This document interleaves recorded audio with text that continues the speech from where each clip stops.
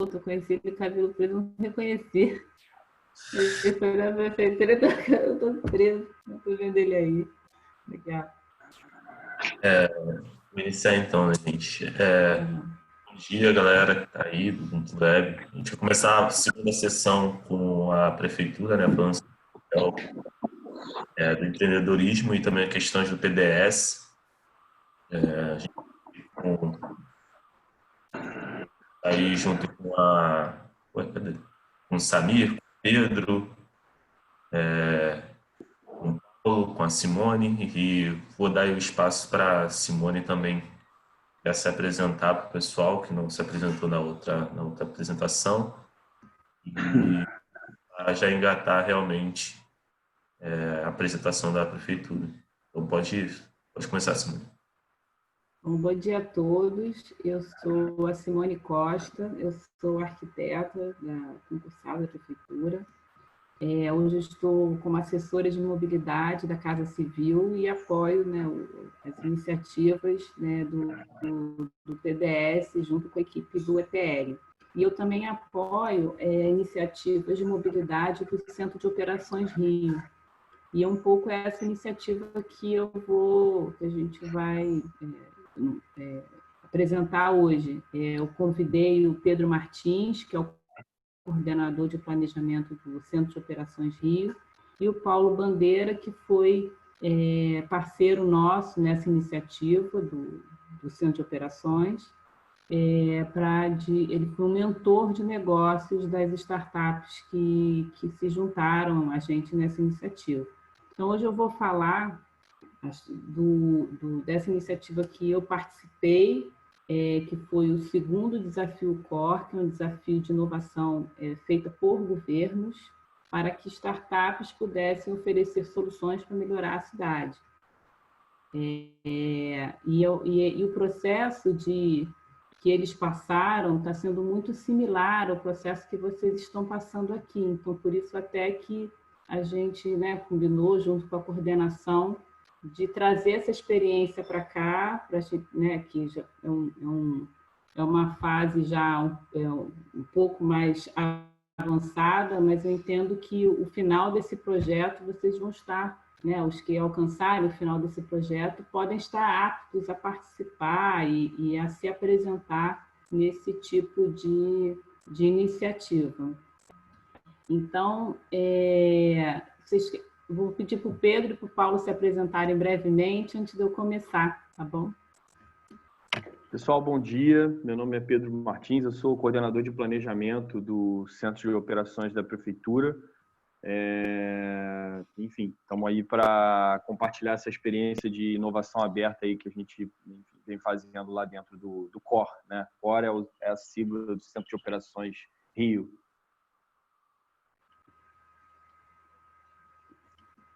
Olá, bom dia. Meu nome é Paulo Bandeira. Eu trabalhei durante esse processo todo de aceleração do segundo desafio COR, junto com o Marcelo, com o Carlos Henrique, como mentores das 4 startups que estavam no processo de aceleração, terminando agora no final de julho. E foi uma experiência riquíssima do desenvolvimento das 4 startups e foi muito proveitoso. Foi muito bom tanto para eles quanto para nós especificamente também. Foi muito legal a experiência. E se tiver a oportunidade de levar essa experiência para os grupos, vai ser muito interessante. Bom, gente, então eu vou compartilhar minha tela e vou começar aqui. Deixa eu ver se vocês estão. O processo é sempre. E eu preciso ser habilitada, esqueci de dizer isso antes. Christian, você pode me habilitar para eu poder apresentar?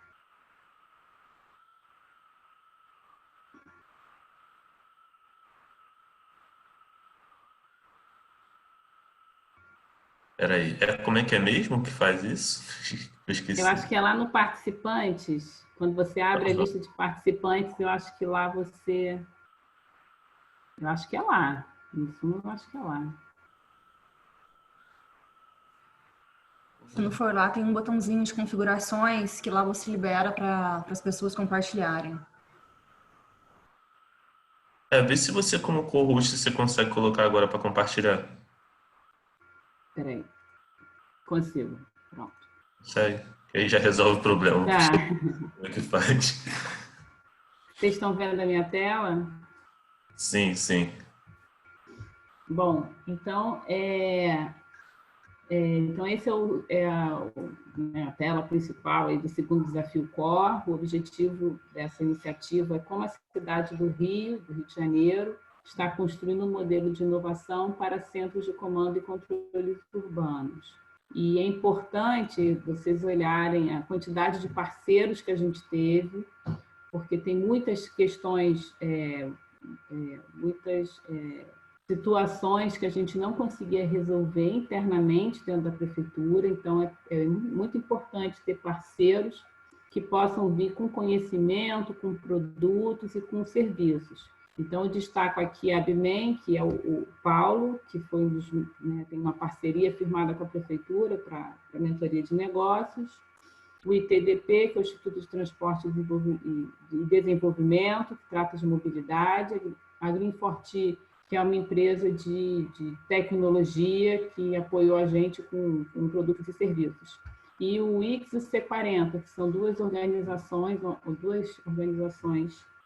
não governamentais que estimularam a gente e deram apoio para que a gente pudesse fazer essa iniciativa. Porque acabou que essa iniciativa foi uma iniciativa muito focada em mobilidade urbana.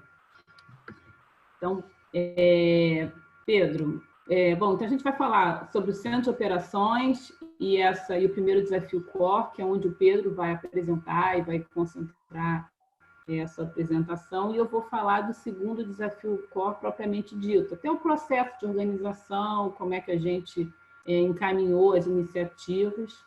E aí, Pedro, é contigo. Legal. Bom dia, pessoal. Para mim é sempre empolgante aí poder falar para o setor acadêmico, né? Vou contar uma historinha muito rápida aqui.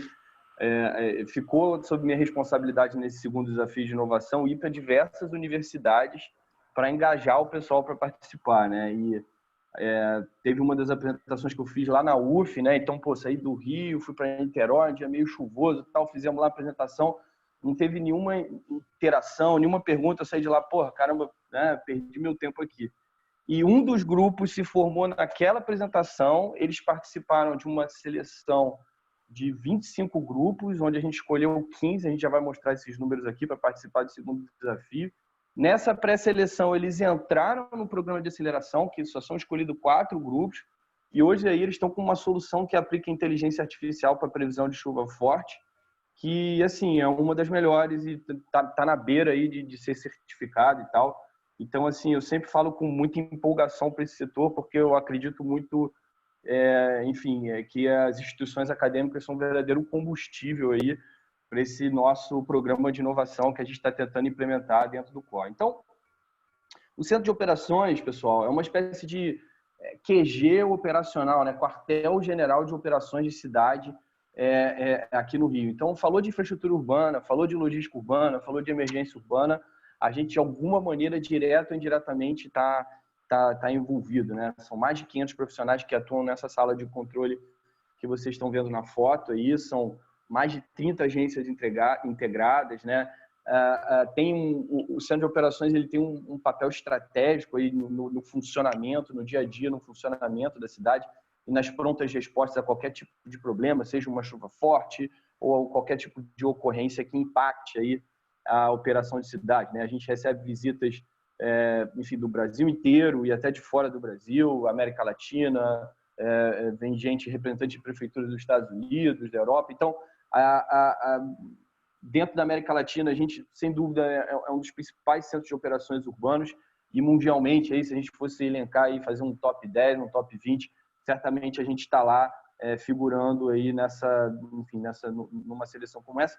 Não estou falando isso muito para me gabar ou puxar a sardinha para a minha brasa aqui, mas é mais para mostrar para vocês como realmente, em relação a cidades inteligentes, gestão de cidades inteligentes, e nesse foco específico de gerenciar as operações de infraestrutura da cidade, A gente tem um equipamento aqui no Rio que é referência no mundo, né? Eu acho que isso que é interessante compartilhar com vocês, que vocês podem contar direto ou indiretamente com esse equipamento para evoluir na prototipação, nos projetos de vocês, né? Então, basicamente são os números. A gente funciona 24 horas por dia, não tem como ser diferente. Como a gente integra 30 agências, né? E você imagina que as operações da cidade, as ocorrências mais complexas precisam de 1, 2, 3, 4 agências atuando simultaneamente, né? Então, o Centro de Operações atua otimizando isso em 3 pilares principais, né? Que processo, integração de processos, né? Processos de trabalho das diferentes equipes. Segundo pilar, pessoas, as pessoas se conhecerem, né? Não ter as agências, né? A Sete Rio, a Conlurb, a Secretaria de Conservação ali fechada nas suas ilhas ali, mas sim atuando integradamente, de forma integrada. Então, tem essa integração de pessoas e integração de sistemas. E eu expliquei esses 3 pilares para falar sobre esse penúltimo ponto aí do slide, que é o Data Hub, né? Então, para a gente integrar o sistema de todo mundo, a gente acaba sendo o integrador de dados, né? Então, o nosso software lá, que é o nosso mapa situacional, integra mais de 200 camadas de dados, estações pluviométricas, né? Que são estações de chuva, GPS dos ônibus, Waze. Quem usa o Waze reporta problema no Waze, a gente recebe no mapa, e diversos outros dados aí de sensores da cidade, de sistemas dos órgãos que estão integrados, né? Só para comentar, não sei se alguém aqui segue o Centro de Operações nas redes sociais, @Operações Rio, se não segue lá a gente. A gente tem essa responsabilidade de manter a cidade ciente do que está acontecendo, né? Se tem algum risco de ter alguma tempestade, alguma ocorrência de ventos fortes, se tem algum risco de acontecer algum problema, ou se já está acontecendo algum problema impactando e o cidadão precisa tomar decisão para minimizar o impacto de problemas na rotina dele. Então, é responsabilidade nossa manter a cidade antenada. A gente tem mais de 1 milhão de seguidores aí nas redes sociais. E no próximo slide, a gente consegue ver uma experiência interessante que teve no Centro de Operações. A gente começou a rodar no Centro de Operações em 2011, e de lá para cá a gente teve muitos desafios assim que, claro, foram grandes obstáculos. A gente teve uma dificuldade enorme para superar, mas ao mesmo tempo enriqueceu o Centro de Operações de conhecimento, e parte disso, parte desse respeito, desse reconhecimento que eu comentei no início, vem de superar esses grandes desafios, né? E operacionalmente falando, as Olimpíadas foi o maior deles, assim, sem dúvida nenhuma, o maior desafio operacional bobear da história da cidade. Aí foi realmente muito complexo gerenciar isso, preparar a cidade para isso e tal. E o Centro de Operações, como um centro de integração de todos os órgãos que estavam envolvidos na operação, também aprendeu muito e teve um papel-chave, né? E uma das grandes contribuições que o Centro de Operações fez foi organizar durante os Jogos uma espécie de mini centro de operações. Então, é como se fosse uma pequena sala de controle dentro do prédio do Centro de Operações, que era voltado exclusivamente para transporte público, né? E o nome dessa pequena sala que a gente construiu lá está escrito aí no título desse slide aí, que é o Centro Integrado de Mobilidade Urbana, o CIMU. Então, a gente veio com todo o planejamento da operação de transporte público da cidade, né? Com o CIMU. O CIMU, na verdade, o CIMU reúne todos os atores de transporte público, não só da cidade, mas também da região metropolitana, né? Isso a gente construiu por conta dessa necessidade. Até contar uma história interessante, um dos principais consultores mais casca-grossa, mais respeitados do Comitê Olímpico Internacional, foi lá visitar o COR. A gente estava lá tudo, né, orgulhoso, vamos tirar onda aqui, mostrar o COR. Aí o cara falou assim para a gente: pô, legal, vocês conseguem ver tráfego muito bem, mas vocês não enxergam o transporte público. Então, eu desafio vocês, a mesma capacidade que vocês têm de ver trânsito, eu quero que vocês vejam transporte público. Eu acho que vocês vão contribuir muito para a operação das Olimpíadas fazendo isso. E aí o nosso chefe executivo na época era o Pedro Juqueira, e a gente tinha o Cardema também, que era o chefe de tecnologia. O pessoal já não gosta de um desafio, né? Já ficou, né? Não, tudo bem, não, então volta aqui daqui a 6 meses e você vai ter. E a gente não tinha nada planejado, foi uma coisa um pouco, enfim, ali, um desafio não esperado, assim, vamos dizer assim. E aí acabou dando certo. A Simone, que está aqui na sala, tinha vindo de uma experiência interessante lá. O Kahneman também, que era nosso chefe de tecnologia em Londres, em 2012, viu como é que funcionava lá o que eles chamavam do TCC deles, né, que está até no segundo tópico aí, o Transport Coordination Center, que na verdade a autoridade de transporte lá chama Transport for London, e ela foi criada meio ali próximo de 2012, ganhou muito peso com a Olimpíada e tal. Então a gente trouxe essa experiência, aplicou no COR, criou a sala, e daí nasceu o que hoje a gente considera o principal network dos atores de transporte público da cidade. Assim, né? A gente não tem nenhuma outra grupo de atores de transporte público reunido produzindo tanto, de maneira tão engajada quanto a gente tem no SIMU. Ficou de legado, né? A gente construiu isso para gerenciar a operação das Olimpíadas. Lembra, né, pessoal? A gente tinha BRT, a gente abriu lá o que a gente chama de lote zero, que é aquela linha que liga ali na Américas até o Jardim Oceânico. Ele foi inaugurado, sei lá, 2, 3 semanas antes das Olimpíadas. Linha 4 do metrô idem. Então a gente tinha um desafio enorme e o SIMU contribuiu muito, né, durante a Olimpíada para essa gestão. E hoje o que a gente tem é esse grupo, né, esse network, né, de atores que continua com uma posição lá na sala de controle do COR, apoiando na integração de transporte público. E no próximo slide a gente consegue ver um pouco assim, a gente tinha network, tinha os atores, né, a gente tinha ganhado uma posição na sala de controle, então claramente a gente tinha avançado a integração de transporte público, mas a gente precisava manter esse network aquecido. Então a gente organizou esse workshop com todos os atores aí isso foi em 2019, com todos os atores de transporte público. E nesse workshop aí a gente tentou tirar o seguinte, gente, o que a gente tem de prioridade, né? Porque o cobertor é curto, né? Não só no setor público, no setor privado também muitas vezes acontece isso, o cobertor é curto, não dá para sair fazendo tudo ao mesmo tempo, né? E aí saíram 3 linhas de trabalho, que é integração de dados para operação, integração de dados para planejamento e melhoria das contingências. E a gente não saiu desse workshop, esse guarda-chuva aqui, esse esquema que vocês veem na direita, foi o que saiu desse workshop aí, né? Um apoio do ITDP, da C40, que foi um apoio bem interessante. E a gente percebeu que o que tinha de comum nessas 3 frentes de trabalho aí era dados, né? Integração de dados. E a gente sabia que tinha um grande gap. Então a gente falou, olha, vamos investir em integração de dados de transporte, que a gente consegue contribuir para essas 3 frentes. Aí eu faço uma pausa nessa história para passar para o próximo slide e mostrar que o COR, dentro do COR, a gente sempre inovou. No próximo slide, isso. A gente sempre inovou, como eu falei, Olimpíada, período de chuva forte, sempre foi uma inovação, mas a gente sempre inovou por necessidade, né? A gente inovou em cima de problema, né? Inovou em cima de estresse, né? E a gente, em 2018 e 2019, mesmo período mais ou menos que a gente fez o workshop lá, a gente estava nessa transição querendo não só ficar inovando por necessidade, de maneira reativa, mas inovar de uma maneira mais proativa, né? Ter uma agenda contínua de inovação, ter um trabalho mais robusto de inovação e, ao invés de correr atrás, correr na frente, né? E a gente acredita que o Centro de Operações pode ser um laboratório Living Lab, né? Aí de cidades inteligentes muito forte, por conta de 4 pilares, né? Que eu vou falar bem rapidamente aqui, não vou me estender muito mais, já estou chegando no final da minha contribuição.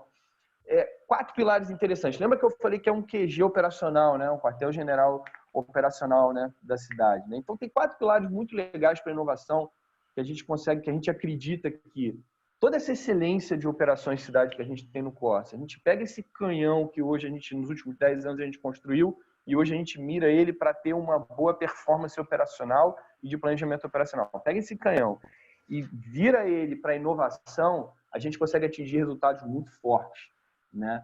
Baseado em 4 pilares, a gente acredita nisso. Primeiro, visão integrada dos problemas da cidade. Nesse momento, a gente está conversando aqui, tem 20, 30, 40 pessoas lá no COR, na sala de controle, olhando o problema.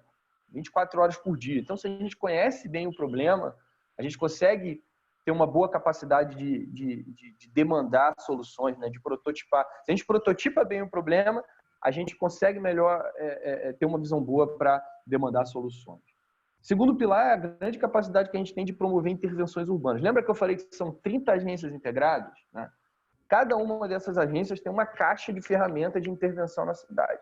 E como elas estão integradas no COR, é como se a gente tivesse acesso a 30 caixas de ferramenta, com as ferramentas mais variadas que vocês imaginarem. Então, preciso botar um sensor num poste. A gente consegue fazer isso sem passar por burocracia, de uma maneira muito ágil.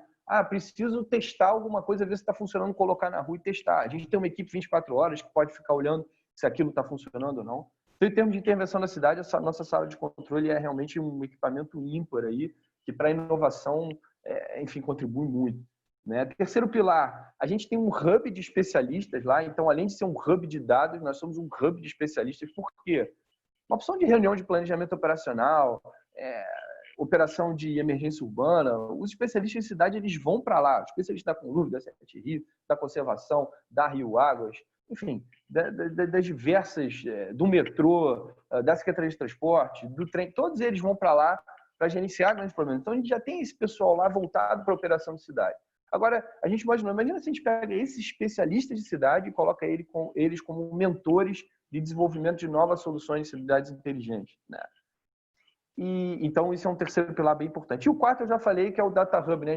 Essa é uma apresentação que a gente usou num webinário lá da C40, que está em inglês, que a gente botou aqui, Data Hacking Playground. Né? Eu ouvi essa expressão uma vez, realmente é um playground de dados. Né? Quem gosta de dados e quer desenvolver soluções baseadas em dados e adquirir esse conhecimento, realmente lá a sala de controle, o Core, é o espaço ideal. E a gente tinha 2 desafios para fazer essa nova agenda de inovação. Um deles é financiamento. A gente tinha claro que não dá para fazer isso contando somente com grana e verba da prefeitura, é inviável. Olha a crise econômica que a gente está passando aí, né? E é meio cíclico, né? Isso toda hora volta. Então, a gente precisava ter o setor privado, instituições de investimento, de financiamento, para poder ajudar a gente a tirar isso do papel. E segundo, construir um ecossistema de inovação. Sozinho a gente não ia para lugar nenhum. Instituições acadêmicas são atores chaves aí nesse ecossistema de inovação que a gente está tentando criar. E daí nasceu o primeiro desafio Core, que é o próximo slide. A gente colocou um problema bem claro, que era... o problema é o seguinte, tinha uma chamada, né? Venha desenvolver com o Core soluções tecnológicas para aumentar a capacidade de resposta da cidade em relação a incidentes de chuva fortes, a eventos de chuva forte. Né? Esse era o nosso desafio, lá em novembro de 2018. Né? A gente fez a aceleração. Na época, a gente não tinha ainda parceria com a Abimem. Isso até foi uma coisa que, para o segundo desafio, como a Simone vai mostrar, deu um upgrade muito forte para a gente. Primeiro parceiro nosso, assim, que a gente não conhecia muito esse setor, o ecossistema de inovação e tal, foi a fábrica de startups. A gente teve várias outras parcerias que enfim, permitiram que a gente tirasse o primeiro desafio do papel. E aí, em números, pessoal, 30 cidadãos envolvidos, o pessoal nem se conhecia, se organizou em 7 grupos ali no dia, 4 grupos foram qualificados, né, para o programa de aceleração, e no final a gente teve uma solução certificada e um grupo de 5, 6 pessoas que nem se conheciam virou uma startup. Né? Eles não se conheciam literalmente, eles se conheceram no dia do desafio Core. Hoje é uma startup. 5 meses depois aí de terminar o desafio, eles foram para o mercado, conseguiram um investimento semente, que chama, né, que é aquele primeiro investimento ali para rodar, para botar a cara no mercado. Estão investindo muito no mercado de seguro e a solução deles é até interessante para comentar, é um sensor que identifica nível de alagamento em vias públicas. Né? A gente estava ano passado com um sensor e agora vamos botar mais 3. A gente vai para esse próximo período chuvoso aí, que é de novembro a abril, agora de 20 para 21, com 4 sensores deles aí instalados na cidade.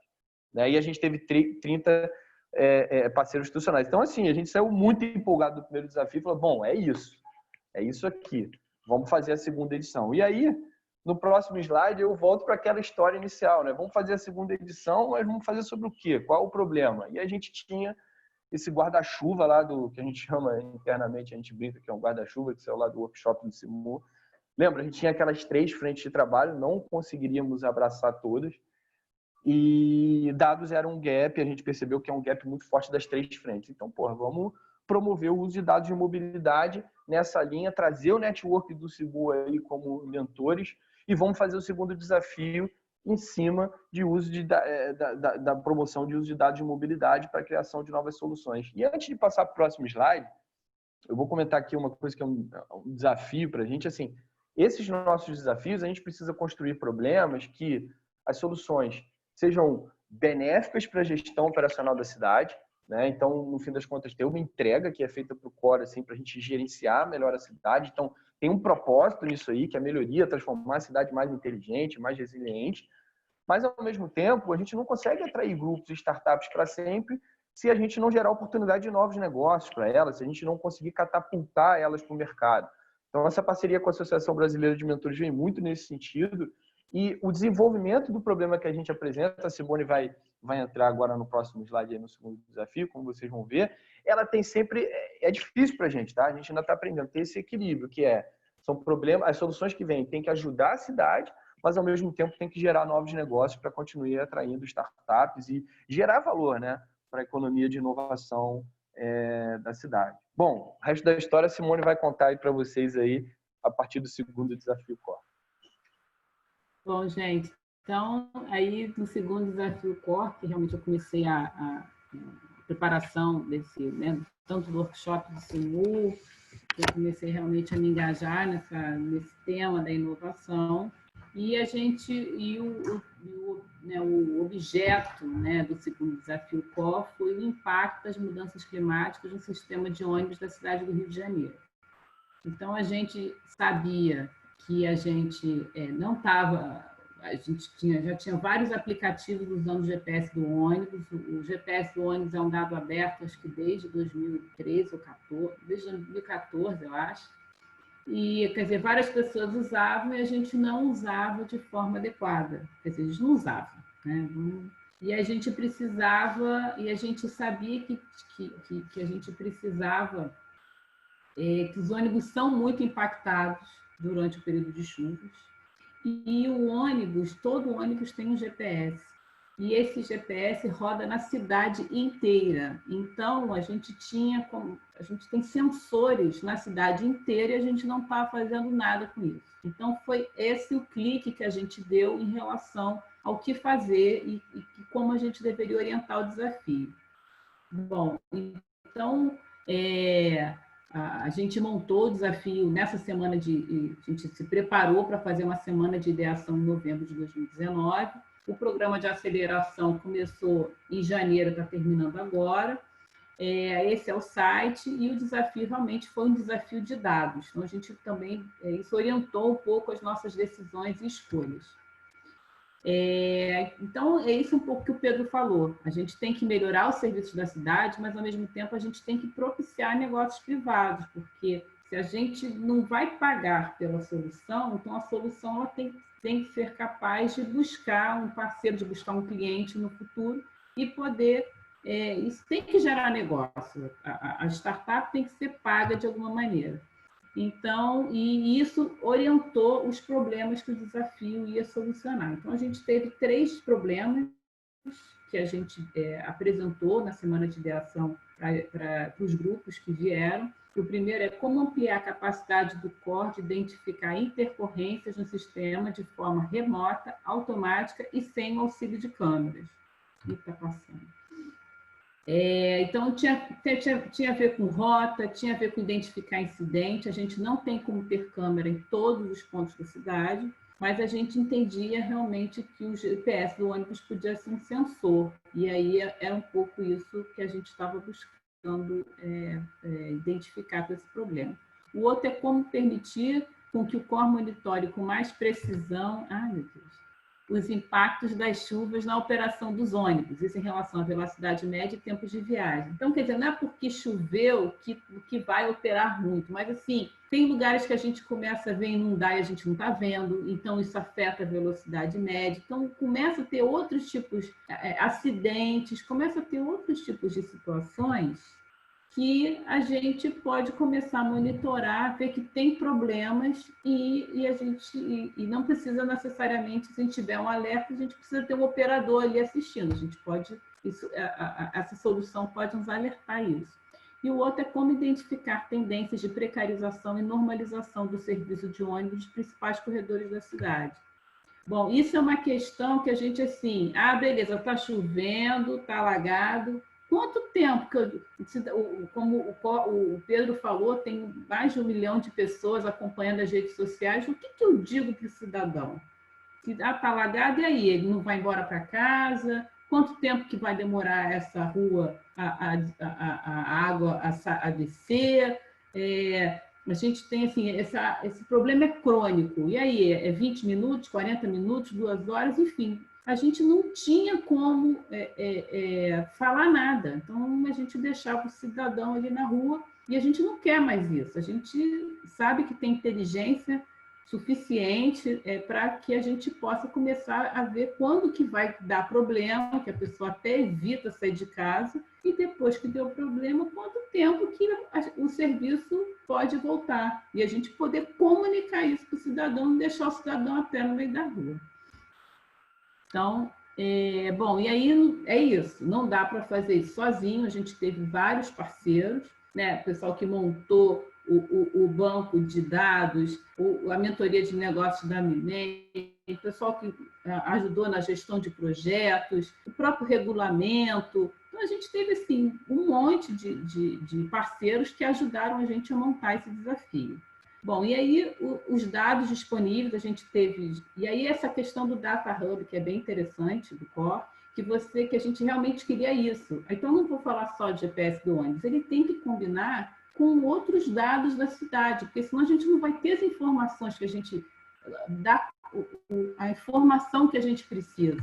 Então, a gente usou o GPS do ônibus, o mapeamento dos corredores, o DRS, no caso da cidade do Rio de Janeiro. A gente tinha um histórico dos pluviômetros da cidade para saber onde choveu, quanto choveu. A gente teve o que eles chamam de sistema comando, que reporta os incidentes, o histórico disso também. O histórico porque eu não sei se vocês sabem, a cidade do Rio de Janeiro muda o estágio operacional em função da quantidade de incidentes e problemas que tem. Então, ele muda do estado de normalidade para o estado de... Hoje é normalidade, observação, atenção, alerta e crise. E, na época, eram 3. Então, essas mudanças de estágio são importantes para isso. E o outro foi o mapeamento dos pontos de interesse. Então a gente montou um banco de dados assim, brutos para que as startups pudessem trabalhar.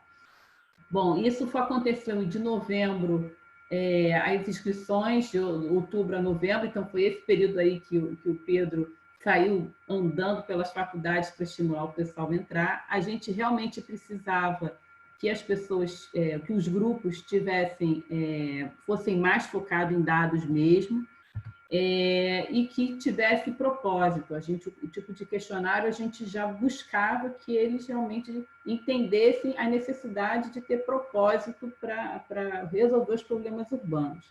A gente não tinha um prêmio em dinheiro, mas a gente tinha essa questão dos apoios de parceiros, de especialistas da cidade, de mentores de alto nível, né, tanto de negócios quanto de cidade, e o que eles vão conseguir no final, quer dizer, os que realmente tiverem qualidade, é o certificado Core, quer dizer, que a sua solução está pronta para entrar está pronta e está sendo utilizada num dos principais centros de comando e controle do mundo. É isso que eles vão ter. E aí a gente usou de tudo, para comunicar, então é isso, a faculdade, startup, enfim, a gente usou o nosso arsenal para que as pessoas pudessem saber dessa iniciativa. Então, a gente está agora nesse período aqui, de final do período de aceleração, então foram 8 dias lá no período de ideação, o desenvolvimento do MVP foi de janeiro a julho, isso ia ser menos, mas aí com essa questão da pandemia, teve que fazer tudo remoto, enfim, tudo mudou. E aí isso está terminando agora em julho, e aí depois essa solução vai ficar lá, a gente vai ficar monitorando essas soluções que forem certificadas, incubadas lá durante um período, que a gente, enfim, eles estão usando a gente como laboratório da solução deles, né? Então, assim, é bem interessante que a gente viu startups que não sabiam nada de mobilidade urbana e hoje estão com um super produto, dominando ali todos os aspectos de mobilidade, de indicadores de ônibus, de velocidade, enfim, eles saíram dominando, né?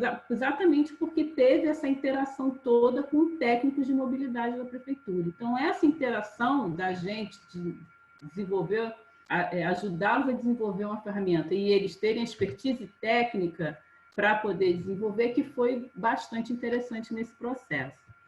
Bom, e aí A jornada foi uma jornada de 8 dias, eu acho que vocês estão passando por esse processo também, né? Mapa de empatia, definição, prototipagem. O mapa de empatia foi feito com os operadores do COR. No dia, nesses dias, a gente teve um sábado, domingo e um sábado.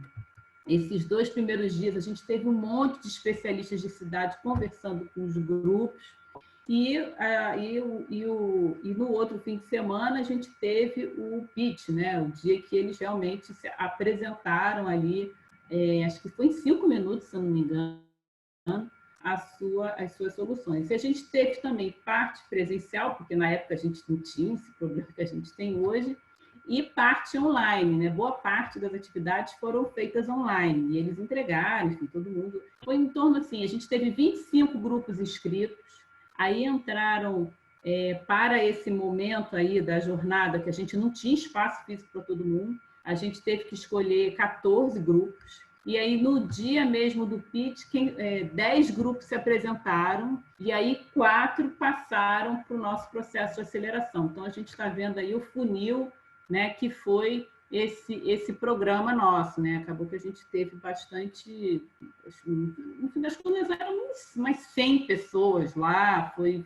bastante intenso, assim, quando a gente lembra, né, quanta gente aglomerada, assim, como esses momentos foram importantes.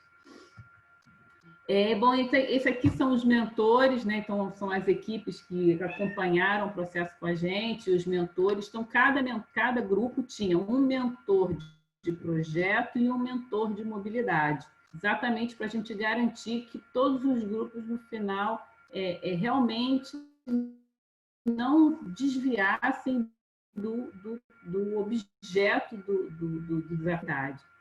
E, ao mesmo tempo, eles precisavam ter um gestor de projeto para garantir as entregas, porque isso é um processo de criatividade e um processo de desenvolvimento de projeto que você tem que seguir diversas etapas. E é importante para a maturação. Então, essa combinação foi muito interessante. A gente, enfim, entende que é assim que tem que ser feito mesmo.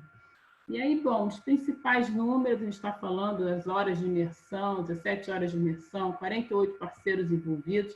Teve que arrumar isso, dinheiro para pizza, porque, enfim, fica imerso ali naquelas salas, ninguém sai. E foram, aqui que não dá para ver, foram 648 pedaços de pizza, 54 litros de refrigerante. Então, é isso, foram 26 grupos que se candidataram e, no final, passaram 4. E a gente teve mais de 100 pessoas envolvidas, foram 4, 5 meses de planejamento, então foi uma atividade realmente bastante intensa que a gente passou. E aí agora a gente está no final do programa de aceleração, então a gente tem essas 4 startups que estão nesse processo final, então aqui a VM9, a Wigo, a Ciência e a Nimbus. Essa Nimbus que é um grupo que não era uma startup, que, enfim, foi pesquisado dentro da faculdade, e eles passaram, então, por esse processo, de janeiro a julho, tiveram mentorias de negócio, que é a maturidade, plano de negócio para o COR, a gente abriu os APIs que a gente tinha dentro do COR para que as startups pudessem trabalhar, proporcionava reunião com os operadores sempre que precisava. E aí eu já convido vocês para o nosso Demo Day, que essas startups vão se apresentar, a gente vai fazer enfim, vai ficar ao vivo ali, né? Porque a gente, em situações pré-pandemia, a gente concentraria todo mundo no evento, lá na sala do COR, botaria 100 pessoas de novo, como a gente fez, mas agora a gente não pode fazer mais isso, então a gente vai deixar isso online, vai ser no dia 6 de agosto. Que elas vão, quando eu tiver o horário, eu passo para vocês. Mas vocês podem se inscrever, que a gente, nessa página, cor.rio/2desafio-cor, vocês podem colocar o e-mail de vocês para receber as informações atualizadas desse evento. E aqui é uma foto, enfim, de uma dessas startups, isso aqui é até a Nimbus, numa sessão de apresentação do primeiro MVP, lá no início, isso foi lá em fevereiro ainda, com os mentores, aí está até o Paulo aí. E assim, aí é isso, tem essas né, como foi intensa a quantidade de pessoas, o funil que essas startups passaram, e a gente entende que assim, é um processo que vocês estão passando e que, assim, numa rodada de buscar, né, um amadurecimento de vocês e buscar investidores, vocês vão acabar passando por esses processos também. E, Paulo, queria que você falasse um pouquinho da experiência da mentoria. Oi, Simone, obrigado pela apresentação. Foi uma experiência muito rica. A ABMEI já estava desde o início do processo, lá da ideação. Eu, particularmente, eu comecei em janeiro no processo de aceleração. O processo seletivo foi muito bem feito. As quatro empresas que foram selecionadas, as 4 startups que foram selecionadas, a Nimbus não era nem uma startup ainda, tecnicamente, todos eles são altamente qualificados, são pessoas muito técnicas, a maioria deles, quase a totalidade deles vieram da academia. Os 4, é interessante que os 4 em diferentes níveis de evolução como negócio, porque e o grande desafio que a gente encontrou como mentoria de negócios, não como mentoria técnica, porque isso estava muito bem amparado pela equipe do Core, e com isso a gente não se envolvia, era transformar essas soluções, esses serviços que a fase da ideação tinha conseguido estabelecer como soluções técnicas para o Core, ela conseguisse gerar uma sustentabilidade até do próprio serviço para o Core, fazendo com que esses grupos, essas startups, tivessem uma sobrevida no mercado, como aquelas soluções, que eram soluções de serviços técnicos para o Core, poderiam ser oferta de valor para um mercado que tivesse uma demanda daquilo que eles pudessem oferecer como solução para um mercado, e aí sim se financiar e conseguir uma sustentabilidade como negócio e poder se perenizar como instituição, como empresa propriamente dita. Porque eu costumo dizer que uma coisa é você prestar um serviço, outra coisa é você construir um negócio. Ou seja, é preciso ter uma dimensão de empreendedorismo em relação a isso, tanto do ponto de vista de organização societária, de como é que a empresa funciona, como é que você oferece uma oferta de valor, uma solução para o mercado, como é que você estabelece o que a gente chama de market fit, como é que você estabelece a aderência daquilo que você está se propondo a entregar com a efetiva demanda ou uma oportunidade para o mercado, como é que você estabelece uma precificação daquilo que você está propondo. Enfim, é um conjunto de experiências e até de fundamentos que envolve estratégia, que envolve a forma como você aborda o mercado, os canais com que você vai utilizar, as parcerias que você vai estabelecer. Enfim, é um conjunto de elementos que a maioria das startups, quando começam, elas têm uma deficiência, porque a maioria deles são todos muito criativos, têm muitas ideias, têm muitas soluções, mas, é o que eu digo, transformar essas soluções num negócio que encontre o mercado, que seja capaz de financiar essa operação, é o grande passo, é o grande salto. E a gente viu uma aceleração gigantesca. Se a gente volta lá em janeiro, onde a gente estava fazendo as primeiras reuniões com relação à gestão de negócio, do ponto de vista de preparar essas empresas, essas startups para serem efetivamente empresas de mercado. E no momento em que elas estão vivendo hoje, e é interessante ver porque empresas em diferentes graus de evolução conseguiram escalar suas soluções, desde a empresa que já estava mais bem estruturada, mais bem preparada, que já tinha uma atuação no mercado, que deu um salto qualitativo na proposta de valor deles, quanto o exemplo aqui que tanto a Simone deu como o Pedro deu, da Nimbus, que era apenas um grupo de profissionais que queria apresentar uma solução. O salto que eles deram para se posicionar e se entender e se reconhecer efetivamente como empreendedores foi muito, muito significativo. E a oportunidade de transformar a abordagem que eles tinham técnicas com relação à solução para o core, com a percepção do que era, o que poderia ser e a validação do que poderia ser uma solução para o mercado. Foi um negócio extremamente rico e extremamente gratificante para a gente que trabalhou como gestor de negócio, como mentor de negócio nessa jornada. Foi muito, muito realizador, tanto para eles quanto para nós, eu tenho certeza disso, e acho que para o core também foi muito significativo. É isso, meu depoimento, a minha impressão sobre o que foi esse programa.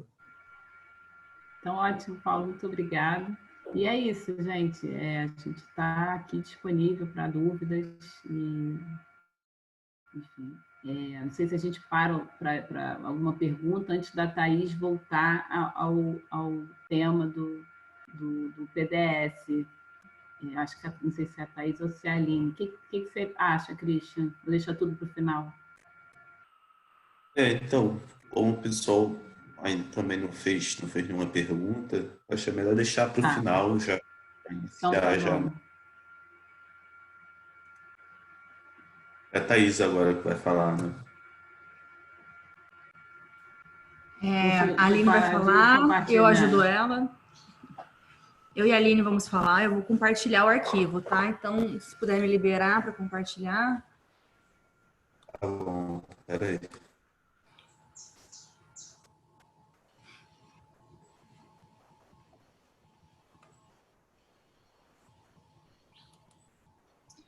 Bom dia, gente. Enquanto a Thaís está compartilhando o arquivo, eu vou fazer uma introdução. Como a gente apresentou para vocês na reunião passada, a plataforma de participação da Prefeitura, né? Fizemos o convite para vocês, que vocês pudessem participar, para a gente fazer uma avaliação da participação de vocês. Então, a Thaís fez uma avaliação, inclusive em comparação com os resultados gerais que a gente tem até o momento da onda 3 e da onda 4. Nós tivemos uma média de 10 a 15 participantes, dependendo de cada onda, né? Então, só para lembrar, as ondas 3 e 4 das campanhas do Plano de Desenvolvimento Sustentável, elas estão abertas, então foram essas duas que nós convidamos vocês a participarem. Então, a onda 3 é a onda que foca na visão, né? Que cidade queremos para 2030, e a onda 4 já dizendo para a gente contribuir em cada um dos grandes temas do plano, né? Mudanças climáticas, igualdade e equidade, longevidade e bem-estar e cooperação e paz. Então, cada um desses temas, como nós podemos, o que nós podemos fazer individualmente, coletivamente, e o que a Prefeitura pode fazer para alcançar o que queremos para a nossa cidade.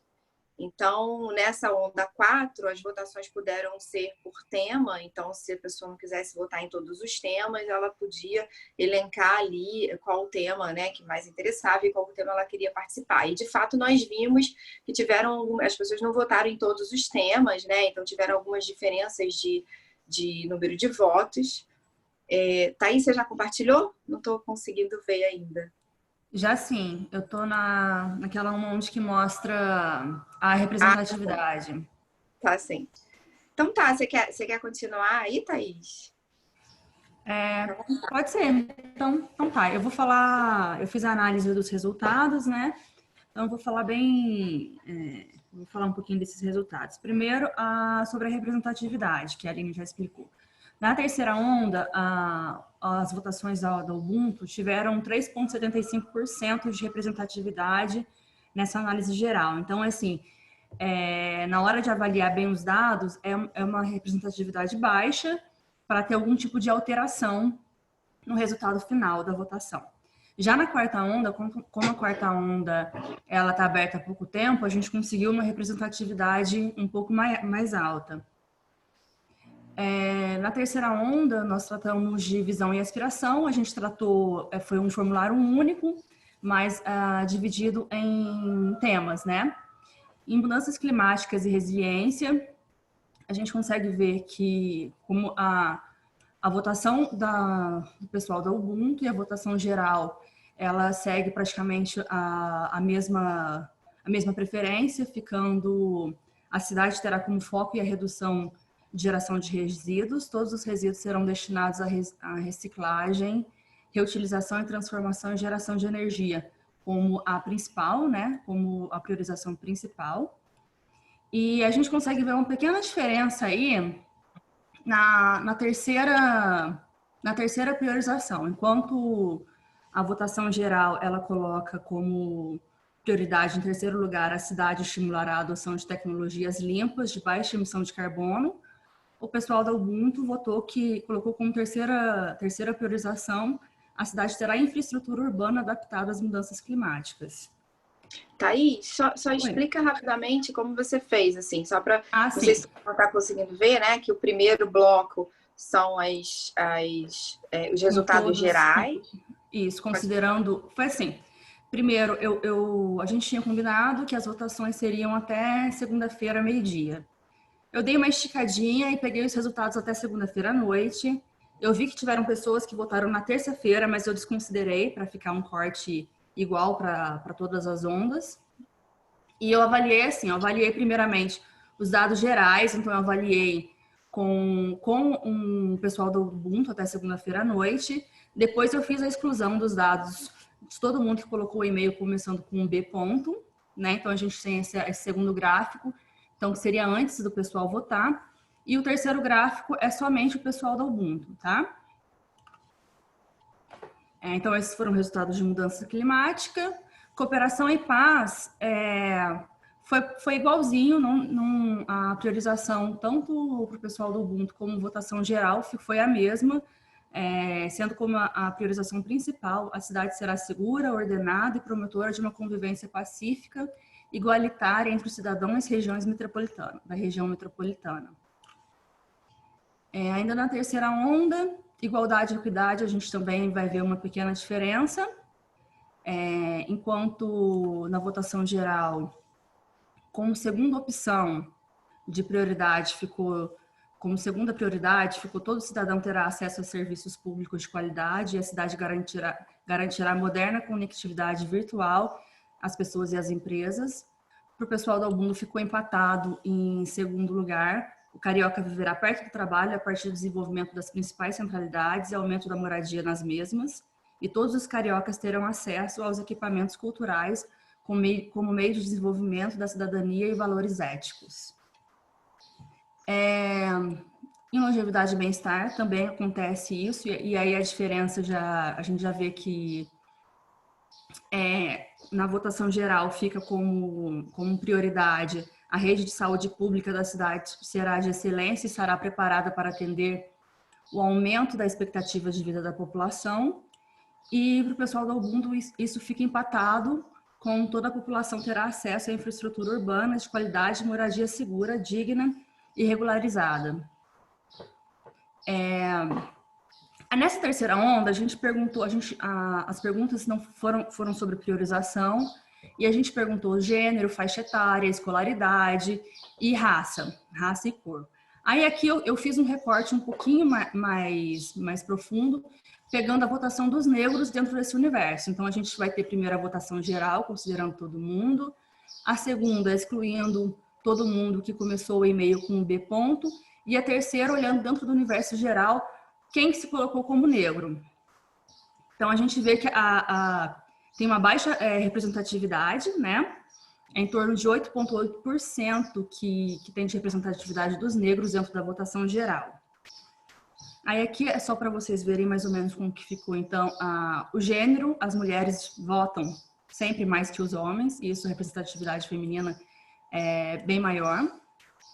A faixa etária, aí a gente vai ter de 25 a 34 anos, seguindo pelos... Ai, gente, a gente confundiu aqui. 1, 2, 3, 4, 1, 2, 3, 4. 35 a 44 quem votou mais, seguindo para o pessoal de 25 a 34, 45 a 54. Aí aqui, cor, eu não fiz esse recorte de negros, lógico, e coloquei escolaridade. Aí aqui a gente vê que dentro desse universo de participação, a gente tem baixa representatividade dos negros, mas a maioria deles possuem curso superior.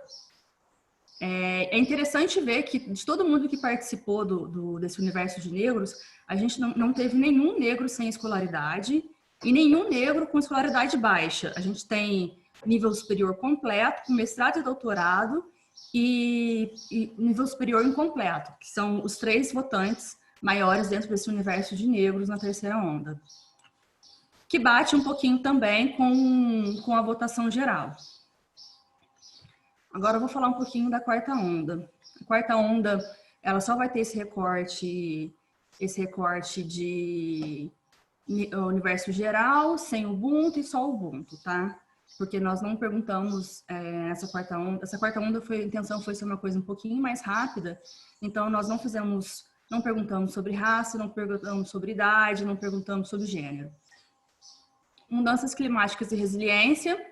A gente vê aí que o pessoal do Ubuntu equilibrou, então colocou todas as questões como prioridades. A gente já vê que na votação geral, a gente tem uma grande diferença, principalmente entre a primeira e a quarta opção aí, entre praticar esportes, cuidar da saúde e vacinação.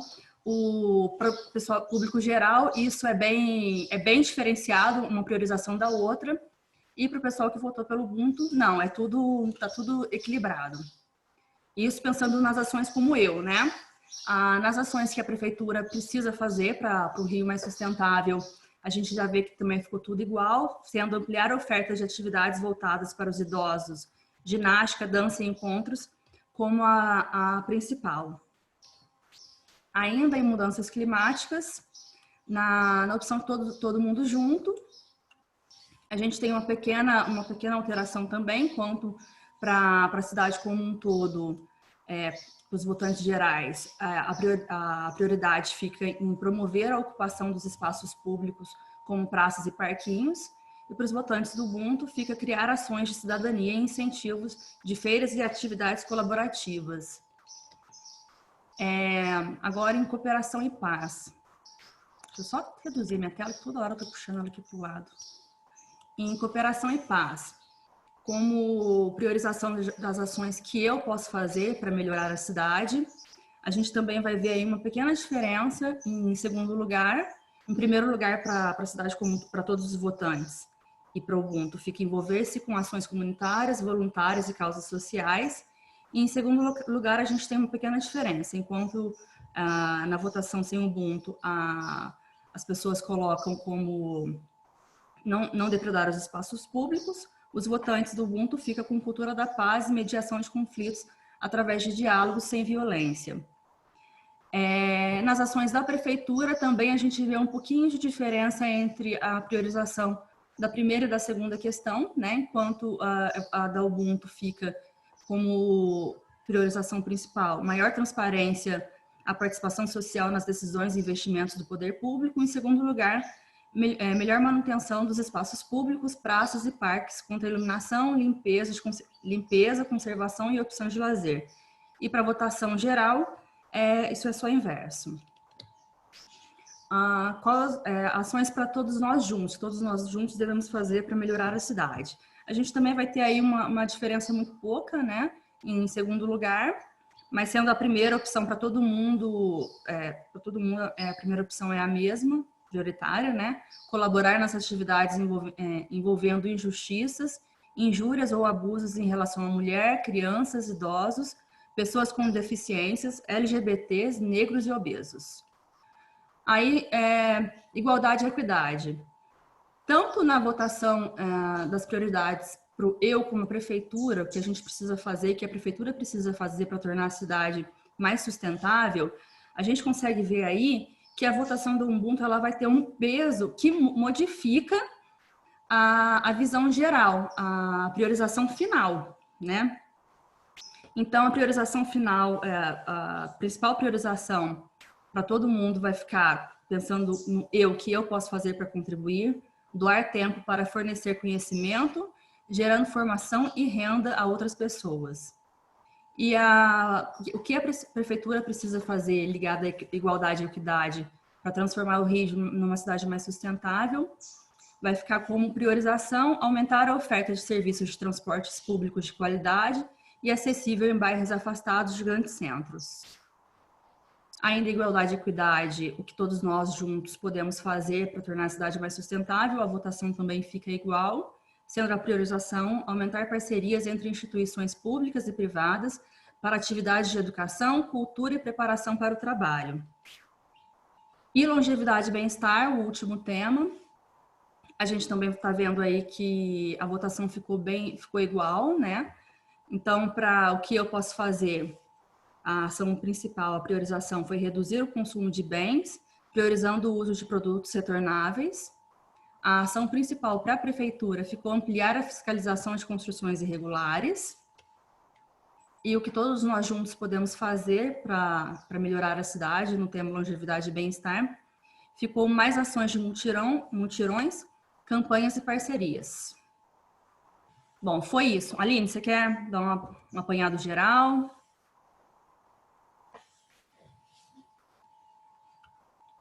Está sem áudio.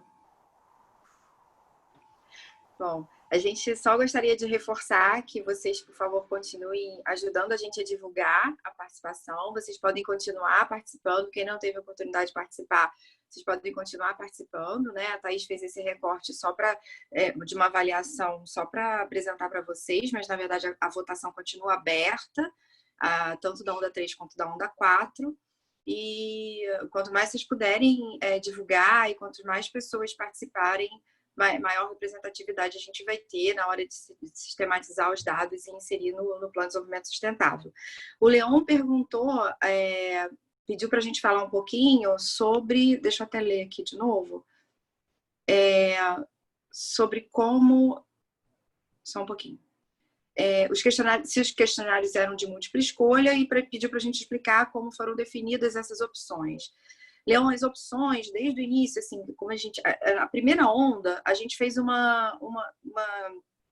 catálogo sobre os ODSs, né? Então, na primeira, a gente pediu para as pessoas priorizarem quais os objetivos de desenvolvimento sustentável eram prioridades, né, em cada bairro e para a cidade, na opinião das pessoas. Então, a gente pegou exatamente os 17 ODSs.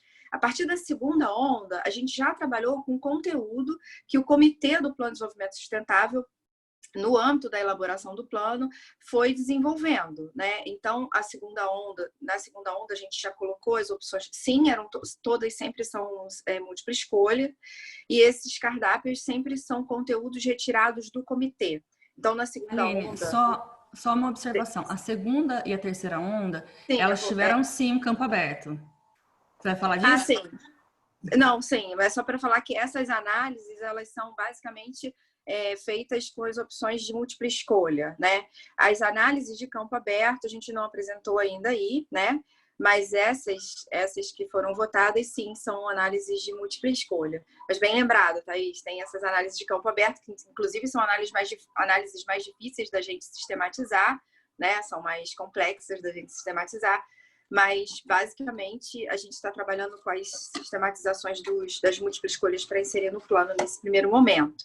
E também, só para continuar, a segunda onda, então, ela já pegou conteúdo que foi elaborado pelo comitê, né, do Plano de Desenvolvimento Sustentável, onde o comitê elencou ali os grandes desafios para a cidade e a gente, então, fez uma sistematização desses desafios e pediu para as pessoas ajudarem na priorização. Na terceira, a mesma forma, nós pegamos o conteúdo do comitê, que eram as grandes aspirações para 2030, e colocamos também como opções de múltipla escolha nas ondas, na onda 3. A quarta onda teve uma diferença, que nós montamos a quarta onda a partir do que nós levantamos nas reuniões presenciais da participação social. Então, a partir daquelas reuniões que nós fizemos nas escolas, com o Conselho de Escola-Comunidade, nós sistematizamos as contribuições, né? Sistematizamos o que as pessoas indicaram e aí é o que é a fonte da quarta onda, tá? Não é um conteúdo técnico vindo do comitê, é um conteúdo justo vindo da população. Não sei se ficou entendido. Se tiverem alguma outra pergunta, fiquem à vontade. Sim, ficou entendido. A minha pergunta não era se era de múltipla escolha, porque isso eu constatei, né? Era mais saber como é que foram determinadas essas alternativas. Porque, por algum motivo, deve ter sido mais prático, né? Botar com múltipla escolha para tratar. Mas, por outro lado, é verdade que quando você bota uma série de opções, a pessoa se restringe, né? A escolher entre aquilo. Sim, é verdade. Você fecha, né, o campo das possibilidades. A gente, infelizmente, a gente sabe disso, né? A gente, inclusive, por isso que a gente começou a deixar campo aberto, né?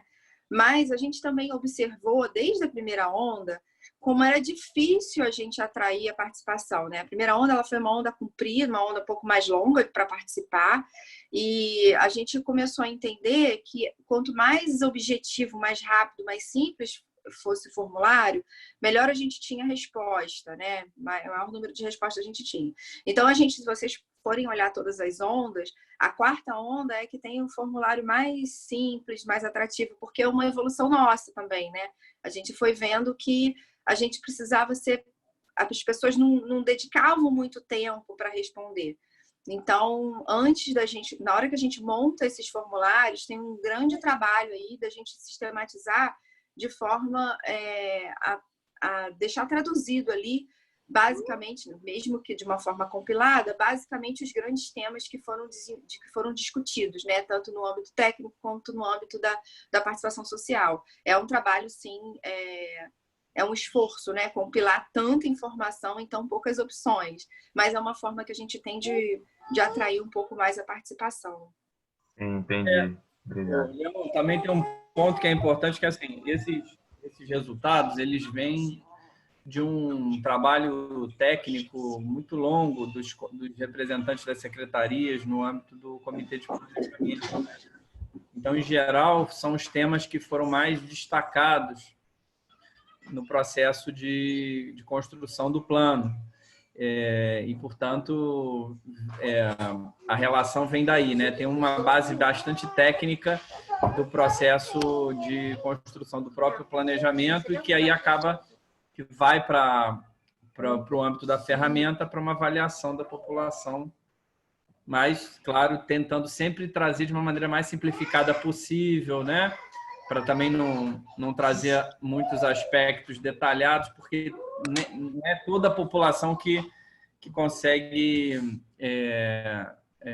contribuir de maneira tão detalhada. Então, a gente tem essa preocupação muito grande também da linguagem, de ser o mais possível para que as pessoas possam participar. Para não ficar um formulário muito extenso também, né? Não entendo. Pena que só conheci agora o Participa, né? Não peguei as outras ondas, mas entendi. Obrigado, gente. Vou dar continuidade, mas também queria pontuar também porque a questão também de acessibilidade, né? E depois também para poder compilar os dados, porque para você poder tirar respostas de um formulário que é todo escrito por extenso, ele é muito complicado. Isso demandaria muito tempo. E essa questão mesmo da população, né? Ela não tem tempo, não tem como disponibilizar 20 minutos, muitas vezes, para poder ficar respondendo o formulário. Mas voltando às perguntas, o Samir tem uma pergunta. Essas pesquisas... o Samir, pode abrir o microfone se você quiser falar, na verdade, a sua pergunta.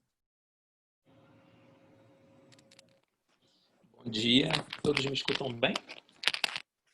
Sim. Então, a minha dúvida é muito sobre as ondas, né? Acho que a gente teve acesso a esse questionário agora, né?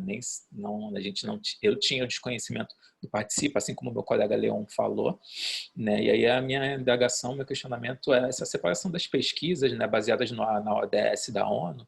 Elas foram feitas distintas a certos tipos de população, aí eu coloquei como exemplo a periferia, ou ela realmente tem como core, né, como centro, a busca de toda a informação da cidade toda, né, em todos os seus âmbitos, Zona Sul, Zona Norte, Zona Oeste, Baixada. né, para um melhor entendimento no meu olhar, né? Porque era mais ou menos essa a pergunta. Então, Samir, quer Pode falar? explicar. Pode ser você. Então, Samir, a gente fez essa plataforma online justo como um super instrumento, né? Que na verdade é um instrumento de maior alcance, na nossa opinião, nesse momento, da cidade inteira. É muito importante para a gente que todo mundo, todos os territórios da cidade tenham representatividade nessas respostas. Então, por isso que a gente vive pedindo, ajuda a gente a divulgar, né? Então, assim, a gente, quando você entra lá para responder, você vai ver lá que você tem que dizer faixa etária, gênero, escolaridade. A gente precisa caracterizar essas diferenças de perfis, né? E também você diz o bairro que você mora. E todas as respostas, elas são georreferenciadas, né? E, inclusive ligadas à base de georreferenciamento do município. Então, assim, é muito importante para a gente territorializar essas opiniões, essas respostas. E nós fizemos as participações, as reuniões presenciais, nós fizemos nas escolas, junto com uma parceria, super parceria com a Secretaria de Educação. E o que a gente fez? A cidade ela é dividida em 11 CREs, né, em 11 coordenadorias regionais para a educação. Então, nós fizemos reuniões que abrangessem as 11 CREs. Nós agrupamos 2, nós fizemos 9 reuniões no total, mas essas 9 reuniões nós fomos a essas 9 regiões da cidade, né? E as 2 que nós não fomos foram agrupadas, né? Então, justo para a gente promover, convidar, atrair a participação em todas as regiões. Para a gente é muito importante. Diferentes perfis, diferentes regiões, isso é fundamental. Por isso que a gente vive, tentando quanto mais canal de divulgação a gente consegue, melhor, né? A gente colocou no mobiliário urbano, a gente tenta em mídias sociais, a gente faz essas apresentações e pede sempre para as pessoas divulgarem. Nosso objetivo é, de fato, ter uma leitura através da visão da população, né, da cidade inteira. Então, de só complementar, esses dados territoriais, eles estão disponíveis para o público, para a gente ter acesso? Então, na própria plataforma, você consegue acompanhar as votações. Então, se você tem um botão ali que veja como está a votação da onda 1, da onda 2. E aí você consegue, é até super interessante, sugiro que todo mundo dê uma olhada, porque é bem interessante, porque são 5 gráficos que são interativos. Então, você consegue ver, por exemplo, qual bairro que, se você entrar na onda 1, né, você vai ver. A Tijuca priorizou qual ODS? Qual foi o ODS mais priorizado por todos os bairros para a cidade? Aí, se você clicar, por exemplo, na Tijuca, você vai ver quantas mulheres e homens votaram, qual a faixa etária que mais votou. E aí você vai clicando nos bairros e todos os outros gráficos vão te mostrando essa interatividade. Ah, é ótimo. Thaís está compartilhando ali, ó. Thaís pode explicar melhor aí como funciona, para vocês darem uma ideia, para vocês terem uma olhada. Assim, no material do PDS, essa primeira e segunda onda, a gente já pegou esses dados, a gente já territorializou, a gente sai então de uma noção de priorização de bairro, priorização por região de planejamento, priorização por AP e priorização para a cidade. Então, internamente, a gente já tem toda essa análise feita. Mas aqui, né, nessa área destinada aos resultados, dá para a gente fazer uma coisa bem bacana que a Aline está falando. Por exemplo, eu vou aqui escolher o bairro de Campo Grande. Campo Grande foi o segundo bairro mais votado. Esse gráfico aqui, para vocês saberem, isso aqui tudo é feito automático pelo sistema. Então, a gente não tem nem como escolher o que está aqui.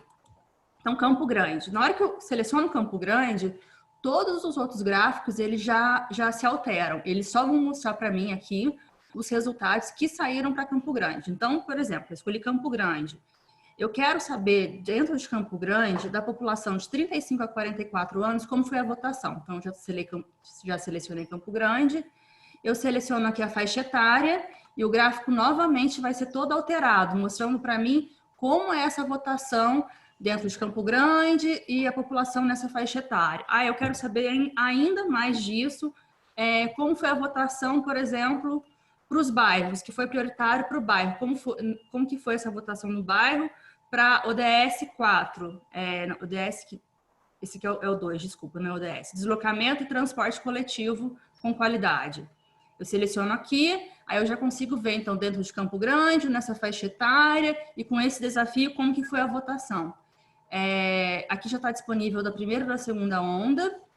Em breve a gente vai colocar o da terceira e da quarta. E o da terceira e da quarta vai ser legal que ele vai ser automático, vai ser assim, em tempo real. Então, alguém votou, automaticamente esses gráficos já vão ser alterados. Ah, sim. Obrigado. Próxima pergunta, a Hanna tem uma pergunta, pode abrir o microfone, Hanna. E vou pedir que seja um pouco sucinto também na resposta, para poder responder um pouco rápido, também pela questão do tempo, a gente poder controlar bem, para não ficar algo muito massivo. Mas pode falar, Hanna. Bem, obrigada, Cris. Tá todo mundo me ouvindo bem, gente? Tá. Sim. Obrigada. Primeiro eu queria agradecer a palestra de vocês, porque foi incrível. Eu amei todas as falas. Obrigada mesmo por poder compartilhar esse saber com a gente. E a minha pergunta é para quem se sentir confortável em responder. São duas perguntas muito sucintas, até mesmo por causa do tempo. As mulheres foram grandes votantes nessa sessão 1 e 2, né? Mas eu queria saber se nos campos abertos, para você poder preencher, elas se identificaram. Eu queria saber se existe esse mapeamento de quais mulheres. Elas são indígenas, elas são negras, elas são brancas, elas são trans, elas... Eu senti um pouco essa falta, até porque senão a gente tenta melhorar às vezes a vida, né? Mas a gente acaba não mapeando essa questão e a gente acaba até mesmo contribuindo indiretamente para uma produção de não existência. Porque tem muitas no Rio de Janeiro, como na aldeia Maracanã, na Maré, entre outros lugares e várias comunidades. Mas também é deles, né?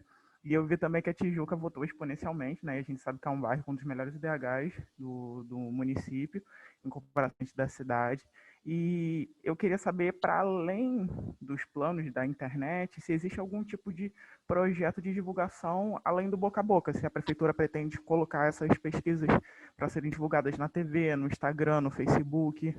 E uma sugestão que eu estou dando, aí eu não sei se é um lugar muito oportuno, mas eu queria deixar, seria saber se tem como ver os 10 principais pilares assim que vocês acham fundamental nesse plano de uma forma simplificada, para deixar nos CRAs do mundo. Então, quando a pessoa fosse recadastrar o seu NIS, fazer o recadastro da sua base de dados, já automaticamente preencher, não, você tem um tempo para uma pesquisa, é coisa rápida, porque a gente está mandando esses dados para a Prefeitura do Rio, para poder planejar uma cidade melhor para você, e eles preencherem isso. Então, seria deixar uma pesquisa nos CRAs, né? Ou nas escolas e creches, porque geralmente a concentração de pais, né, de alunos é muito ali. Vamos supor, ter uma reunião de pais e mestres, passar um formulário, eles preencherem rapidinho, se já está sendo feito, né? Porque às vezes estou dando uma ideia, mas às vezes não é feito, eu nem sei. E as perguntas seriam essas, e obrigada mesmo. Vou responder. Obrigada pelas suas perguntas, suas sugestões, são ótimas. Vou te responder a primeira parte, vou pedir para a Thaís falar um pouquinho mais sobre esse cadastro, né, nos formulários. Sobre a divulgação, a gente faz um esforço bastante grande lá na prefeitura, né, nossa equipe, para divulgar. A gente deixou um tempo nos mobiliários urbanos, nos relógios.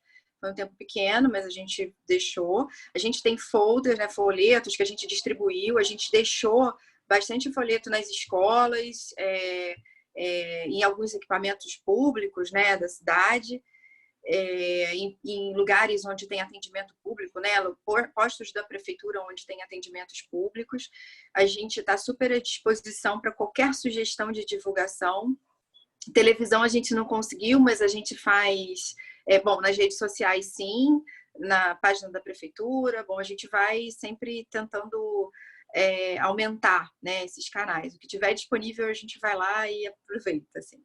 Isso de fato é muito importante para a gente, né, conseguir novos meios de comunicação. Você falou dos CRAs, é muito ótima ideia. A gente tem folder, a gente até depois pode entrar em contato melhor com vocês e até distribuir, e até ver como a gente pode espalhar melhor isso, tá? Sobre a sua pergunta Thaís, você consegue explicar melhor como funciona o cadastro de identificação dessas mulheres que ela comentou? Eu não fiz esse recorte, realmente a gente não fez esse recorte ainda, né? Ainda dá tempo da gente fazer para ter esse olhar. Mas é possível sim, porque todas as perguntas elas são vinculadas, as respostas são todas vinculadas no nosso banco de dados. Então, eu sei quem respondeu o que é mulher e eu sei se a pessoa colocou o campo aberto ou não. Eu já até anotei aqui nas minhas coisas para a gente fazer esse recorte, fazer essa análise. Obrigada pela sugestão. Para a próxima pergunta, a Lucy também quer fazer uma pergunta e a gente vai fechar nessa para poder não ficar muito tempo também, para poder a gravação, né, no caso. Então pode abrir o microfone, Lucy. Bom dia. Eu gostaria de saber como é que são feitos recortes em relação aos subbairros, porque eu moro em Jacarepaguá, né? E aqui existe subbairros, né? Assim como a Grande Tijuca. Como é que são feitos esses recortes? Porque existe uma grande diferença, né? Eu percebo até pela questão regional aqui que a diferença é muito grande entre um bairro, um subbairro e outro. A Taquara da Praça Seca são subbairros totalmente diferentes. E aí, como é que funciona isso? A Taquara é um bairro, né? Então, assim, Jacarepaguá, na verdade, ela é uma região, né? Hoje ela leva o nome de uma região, de uma regional. Então, o recorte é bairro. Então, Curicica é um bairro, Taquara é um bairro, Jacarepaguá também tem uma área que é um bairro. Então, a gente fez o recorte por bairro, por região. Então, a gente olha a região de Jacarepaguá, é uma regional. Então, a gente olha os bairros dentro dela individualmente, depois a gente olha essa região, depois a gente olha pela AP, que é a área de planejamento, no caso de Jacarepaguá, envolve toda a região de Jacarepaguá e a região da Barra da Tijuca, e depois disso a gente faz o recorte ainda para a cidade. Os subbairros, como é que funciona? Nós não fizemos entre subbairros porque não é oficial, então a gente não tem uma base de dados para validar isso, infelizmente. O mais detalhado que a gente consegue ir é a bairro. Então, dentro da Tijuca, por exemplo, a gente vai ter a avaliação do Andaraí, do Grajaú, Vila Isabel e Tijuca, que são bairros dentro da região da Tijuca. Entendi. Vocês pretendem fazer subbairros? Eu acho muito difícil a gente fazer esse recorte. Primeiro a gente não pediu para as pessoas colocarem. É muito difícil porque a pessoa pode se considerar, por exemplo, digamos, de uma comunidade. Ela, ao invés de colocar o nome da comunidade, ela poderia, por exemplo, colocar o nome do bairro. Aí, na hora de fazer essa análise, ficaria meio complicado da gente avaliar. Entendi. Tá, só isso, essa pergunta mesmo. Obrigada, tá? Obrigado, Lucy. Pessoal, vamos iniciar a etapa já para poder finalizar. E eu queria saber se vocês têm algumas considerações finais aí para poder finalizar a apresentação. Então, eu vou deixar em aberto aí para vocês.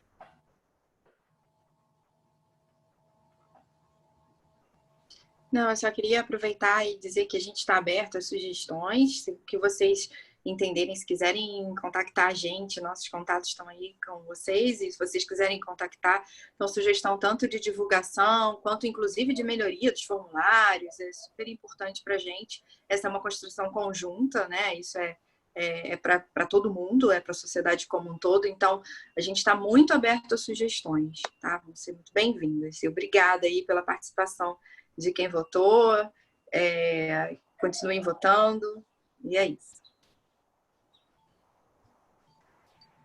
Eu só queria dizer que a gente vai continuar no projeto, estamos à disposição. De repente, quando surgirem dúvidas, né, mais sobre esse processo de ideação e empreendedorismo, a gente está à disposição aqui para poder esclarecer. Tá? E é isso. Eu queria também deixar pontuado que, em nome da ABMEI, a gente está à disposição também para poder colaborar com o trabalho de vocês, na medida que vocês acharem necessário. Bom? tem um processo interno da ABMEI, mas assim, já tem uma parceria com o IPLAN, eu acho que não teria dificuldade nenhuma com relação a isso.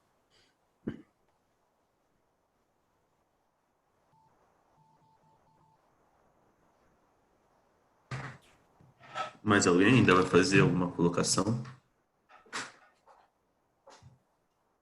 Não, então, queria agradecer a vocês aí, né? Thaís, a Aline, Simone, o Paulo, outro rapaz também que saiu, que eu esqueci o nome dele, mas eu queria agradecer vocês pela participação de verdade. Acho que é muito importante a prefeitura estar aí junto, demonstrando dados e também casos de sucesso, né? Que eu vi muita semelhança com o que o Ubuntu Lab propõe a fazer e o que o Core já veio fazendo, né? Então, achei bem interessante. E é isso. Eu vou deixar aí para vocês darem um tchau aí para a câmera também, se vocês quiserem, e falarem também, para a gente poder finalizar. Então, tchau, gente. Tchau, bom dia. Tchau, bom dia. final de semana a todos. Bom dia para vocês.